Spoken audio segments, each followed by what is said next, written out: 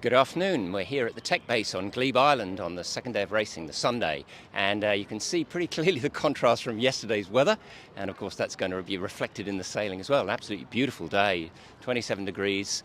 Light westerly first thing this morning. No one was really entirely sure how much that was going to kick round into a sea breeze, but it already backed slowly into the south and then back round to basically an easterly, and then in the last hour or so gone back into northeast, and indeed looks like it's going to be a little heavier than the original forecast, 7 to 9 knots, so that's good. More of that later. We had a really interesting hour or so this morning just doing the tech tour. Each year we do that, but it's always revealing new stuff.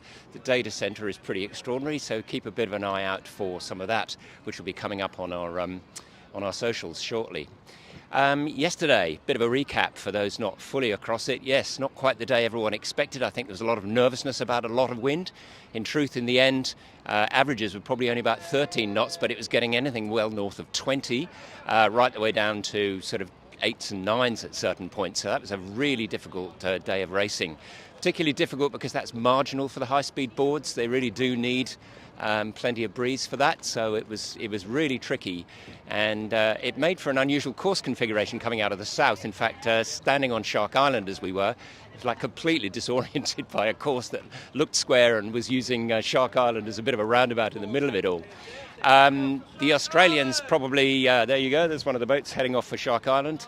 We're only about an hour and a half now away from racing, so it's all happening behind us.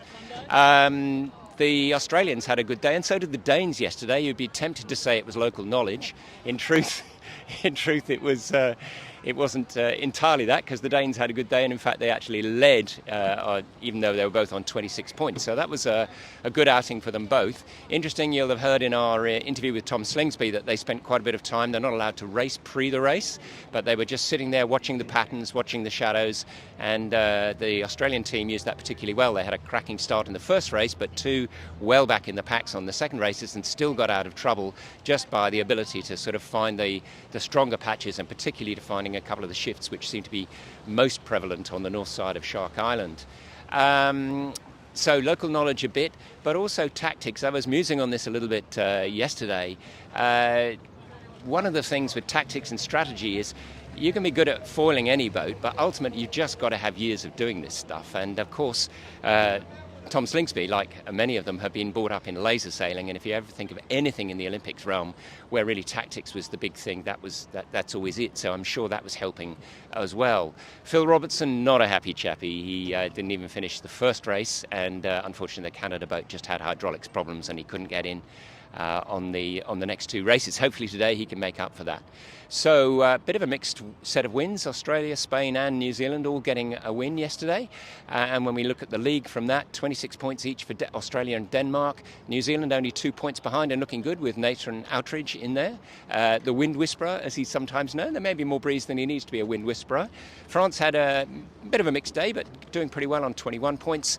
And Spain on 20, who had one cracking race there. For the rest, mostly down from 13s down. It's going to be a tougher race for them to get into the final. Predictions as they were had the other day, before the racing started, mostly seem to centre around the Australians, the Danes and the Kiwis. And it's certainly looking on points a bit that way, but a lot can happen in one day. So to what the weather means today, a very sharp contrast obviously from yesterday, building now, as I said, 10 plus knots. The race committee have chosen to go with the 24 rig, not the 29 rig. That looks like that might be a wise idea. That's a sort of safety decision. And the regatta director, Ian Murray, obviously is calling what really is going on with course and wind there.